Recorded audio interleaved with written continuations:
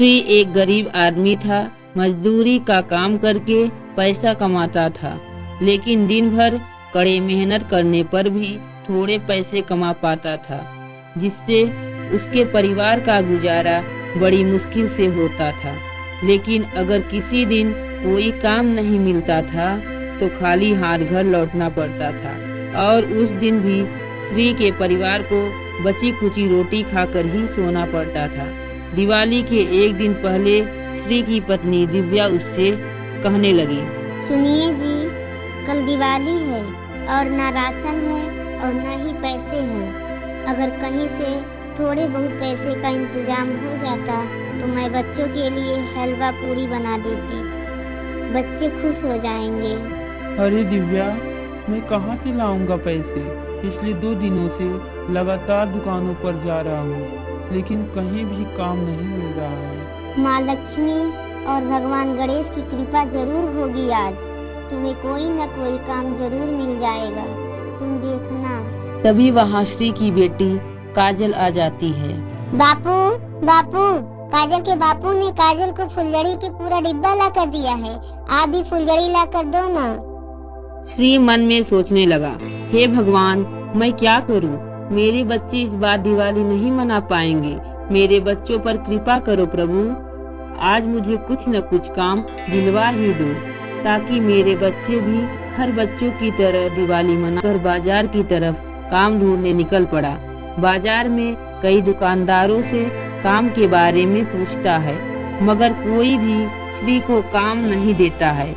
काम के तलाश में भटकते भटकते श्री को शाम हो गई। फिर श्री एक सेठ के पास पहुंचता है। सेठ उस समय दुकान को ताला लगा रहा था। श्री ने सेठ से कहा, सेठ जी, क्या आप मुझे कोई काम दे सकते हैं? कैसा काम चाहिए भैया? कोई भी हो, कैसा भी हो काम, जिससे करके मुझे मजदूरी मिल जाए और मैं अपने बच्चों की दिवाली मनवा सकूं। देखो भैया, कल दिवाली है। मेरी दुकान तो कुछ दिन तक बंद रहेगी, लेकिन मैं तुम्हें कोई काम दे सकता हूँ, जिसके बदले में तुम्हें 1000 रुपए दूंगा। बताइए बताइए, क्या करना होगा सेठ जी?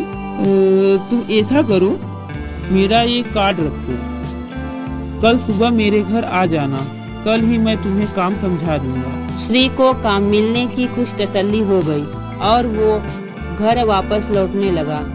रास्ते में आते समय एक तेज रफ्तार में जाती हुई कार मारती चली गई। श्री का एक पैर काफी जख्मी हो गया था। मर गया रे। लगता है मेरी एक पैर ही टूट गई है। हे भगवान, हे भगवान, ये मेरे साथ क्या हो रहा है? हाय रे, मर गया। तभी वहाँ पर एक ऑटो वाला आ जाता है। ऑटो वाला दयालु व्यक्ति था। वो सड़क पर जख्मी हुआ श्री को देखकर ऑटो रोक लेता है और श्री को कहने लगता है, अरे भैया, लगता है तुम्हें कोई वाहन टक्कर मारकर चला गया। तुम्हारी पाँव में भी चोट लगी है। तुम्हारा घर कहाँ है? बताओ, मैं तुम्हें घर तक छोड़ आऊंगा। तुम मुझे लेकर चलो भैया, मैं तुम्हें रास्ता बताता हूँ। ऑटो वाला श्री को अपने ऑटो में बैठाकर चल देता है और थोड़ी ही देर में श्री को उसके घर में छोड़कर वापस चला आता है। श्री को घायल अवस्था में देखकर दिव्या और दोनों बच्चे परेशान हो जाते हैं। अरे ये चोट कैसी? ये क्या हो गया? ये सब कैसे हो गया? तुम्हारे पैरों में ये चोट कैसी लगी? रुको, मैं चोट में मरहम लगा देती हूँ। अरे क्या बताऊं दिव्या, मेरी तो किस्मत ही खराब है, तभी तो ये चोट लग गई। दिव्या श्री के चोट पर मरहम लगाती है। श्री दिव्या को सारी बात बताता है। सेठ का कार्ड दिव्या को देता है और कहता है, सुनो दिव्या, ये मेरी जगह पर तुम इस पते पर चली जाना, 1000 रुपए मिल जाएंगे तो हमारे बच्चे भी दिवाली मना लेंगे। ठीक है, मैं कल सुबह सेठ के घर चली जाऊंगी। अगले दिन दिवाली थी। दिव्या सुबह होते ही सेठ जी के घर पहुंची और सेठ से कहने लगी, नमस्ते सेठ जी। नमस्ते नमस्ते, तुम कौन हो? क्या लेने आई हो? सेठ जी, कल आपने कुछ काम करने के लिए मेरे पति को आज आप अपने घर पर बुलाए थे, पर दुर्भाग्य से उनका एक्सीडेंट हो गया, इसलिए उनकी जगह पर मैं काम करने आई हूँ। अरे ठीक है भाई, तुम मेरा काम करो या तुम्हारा पति, मुझे तो काम कराने से मतलब है। तो बताइए सेठ जी, क्या काम है? देखो भैया, आज रात को मेरी हवेली में पार्टी है। नौकर तो सब छुट्टी पर चले गए हैं, तो तुम हवेली के बगीचे की साफ सफाई कर दो। पार्टी बगीचे में ही होगी। ठीक है सेठ जी, मैं अभी सफाई कर लेती हूँ।